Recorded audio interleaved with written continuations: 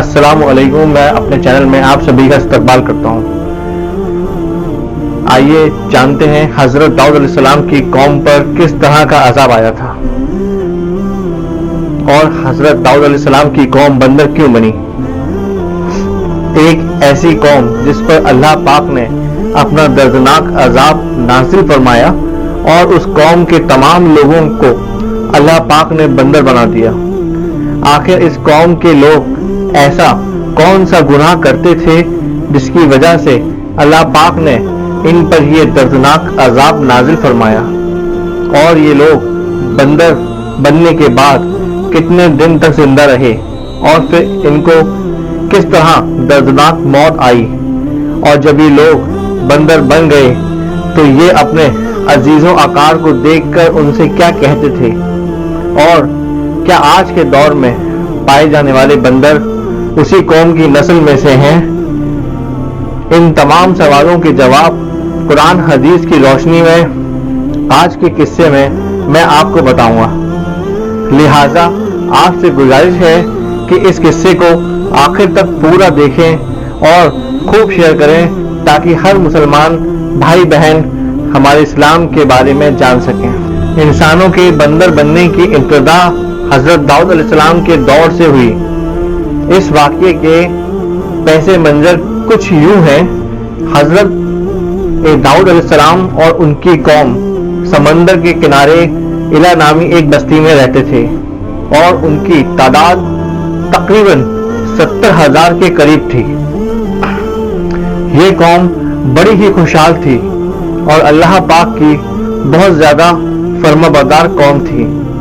اس قوم کو اللہ پاک نے بے شمار نعمتوں سے نوازا تھا، اور ہر طرف ہرے بھرے باغ اور ہر طرف ہریالی ہی ہریالی تھی، اور اللہ تبارک و اللہ تعالی کی بے پناہ کرم نوازی تھی، اور یہ لوگ اپنی اس زندگی میں بہت ہی زیادہ خوش تھے۔ حضرت داؤد علیہ السلام کی قوم چونکہ سمندر کے کنارے رہتی تھی اور اللہ تبارک تعالی کا ان پر اس قدر کرم تھا کہ سمندر کے اس کنارے پر بے شمار مچھلیاں تھیں جن کی یہ لوگ کاروبار کرتے تھے اور بہت ہی خوشحالی والی زندگی گزارتے تھے۔ جب یہ قوم اللہ پاک کی مہربانیوں کی وجہ سے خوشحال ہو گئی تو پھر یہ قوم اللہ پاک کی نافرمانیوں کی طرف اتر آئی اور طرح طرح کے گناہوں میں مبتلا ہو گئی، اور پھر اللہ پاک نے ایک دن اس قوم کا امتحان لینے کا ارادہ فرمایا اور حضرت داؤد علیہ السلام کو وحی بھیجی کہ اپنی قوم سے کہہ دیں کہ ہفتے والے دن مچھلی کا شکار بند کر دیں، اور اس طرح اللہ پاک نے حضرت داؤد علیہ السلام کی قوم پر ہفتے والے دن مچھلیوں کا شکار حرام کر دیا، اور پھر یہاں سے اس قوم کی بربادی شروع ہو گئی۔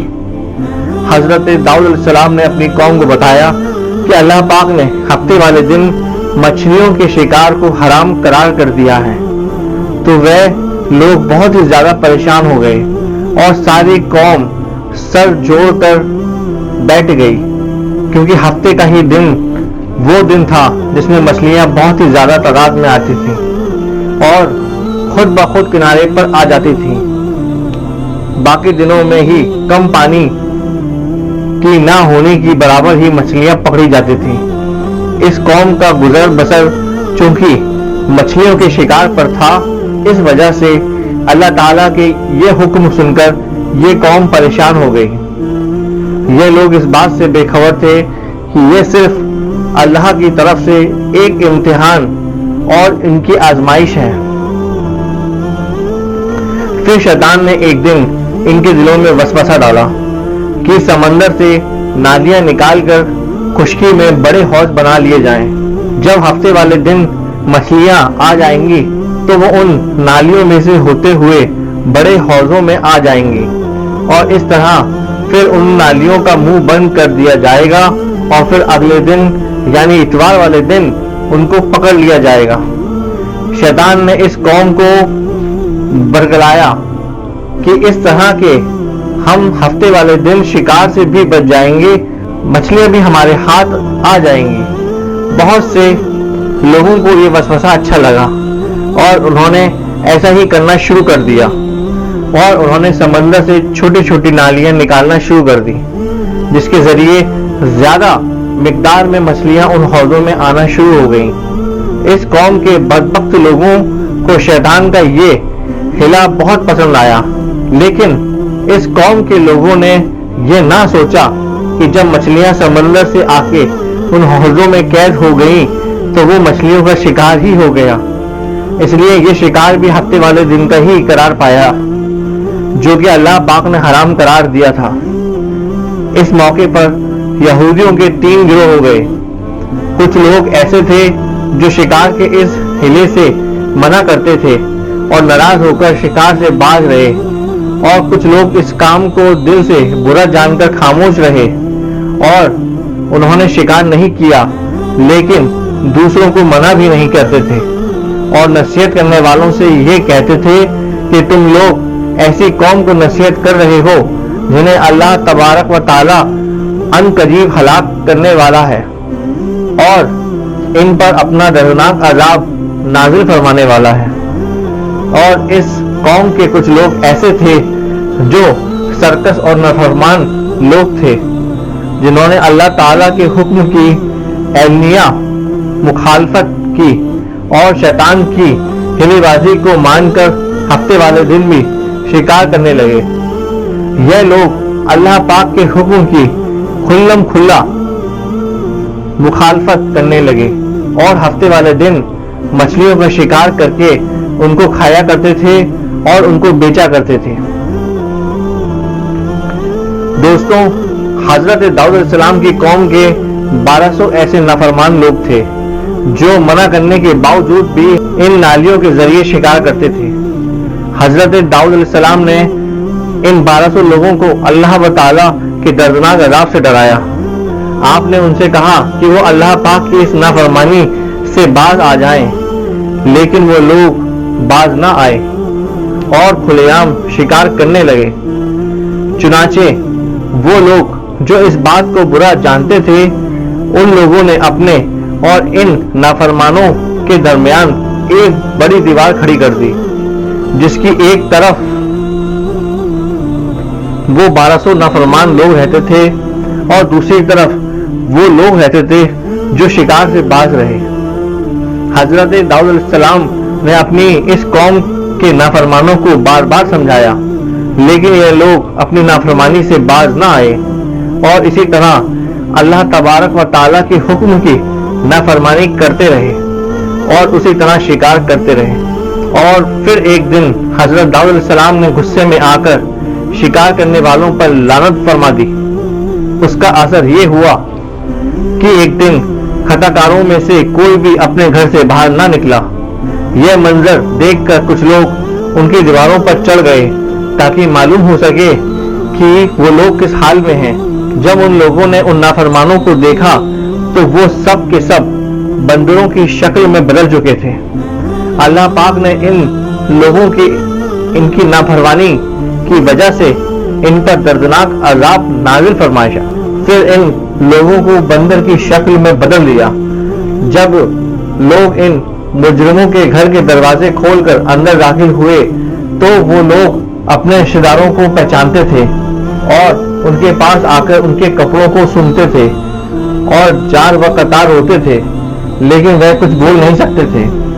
अल्लाह तबारक व ताला के इन नाफरमान बंदर बन जाने वाले लोगों की तादाद 1200 थी और इन 1200 लोगों ने अल्लाह तबारक व ताला की नाफरमानी की और अल्लाह तबारक व ताला ने इनको बंदर बना दिया। अल्लाह तबारक व ताला सूरह बकरा में इरशाद फरमाते हैं, और बेशक जरूर तुम्हें मालूम है कि तुम में से वो जिन्होंने हफ्ते में सरकशी की और हमने उनसे फरमाया कि हो जाओ बंदर तुपकारे हुए। इस तरह हजरत दाऊद अलैहिस्सलाम की कौम के 1200 नाफरमान लोग बंदर बन गए। यह लोग 3 दिन तक जिंदा रहे और इस दौरान ये ना कुछ खा सके थे और ना कुछ पी सके थे और यूं ही भूखे प्यासे सब के सब हलाल हो गए और 3 दिन के अंदर अंदर सब के सब मारे गए और वो लोग जो इन नाफरमानों को अल्लाह तबारक व ताला की नाफरमानी से मना करते थे, अल्लाह तबारक व ताला ने उनको इस अजाब से सलामत रखा और वो लोग इस शिकार को बुरा जानकर खामोश रहते थे। अल्लाह तबारक व ताला ने उनको भी इस अजाब से महफूज रखा। क्या आज के बंदर हजरत दाऊद अलैहिस्सलाम की कौम में से हैं? दोस्तों, अब बात करते हैं कि आज के दौर के बंदरों में से कोई बंदर उनकी नस्ल में से है या फिर आज के दौर में पाए जाने वाले बंदर उन्हीं लोगों की नस्ल में से नहीं है।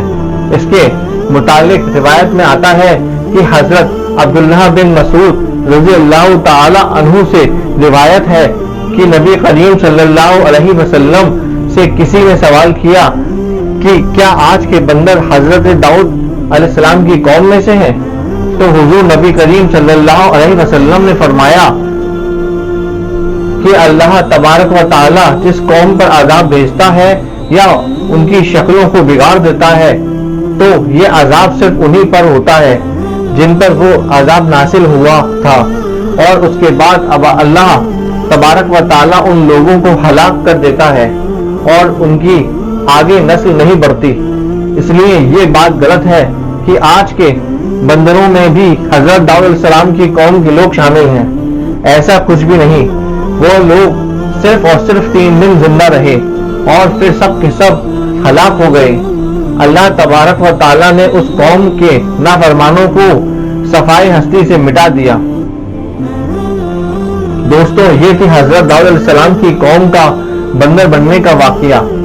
दोस्तों, इस इबरतनाक वाकया से हमें ये सीखने को मिलता है कि अल्लाह तबारक व ताला की हमेशा फर्माबरदारी करना चाहिए। अल्लाह तबारक व ताला की नाफरमानी नहीं करना चाहिए। अल्लाह तबारक व ताला हम सबको दीन के रास्ते पर चलने की तौफीक अता फरमाए। आमीन या रब्बुल आलमीन। अगर आपको मेरा यह वीडियो अच्छा लगे तो लाइक, कमेंट, शेयर जरूर करें और मेरे चैनल को सब्सक्राइब करें।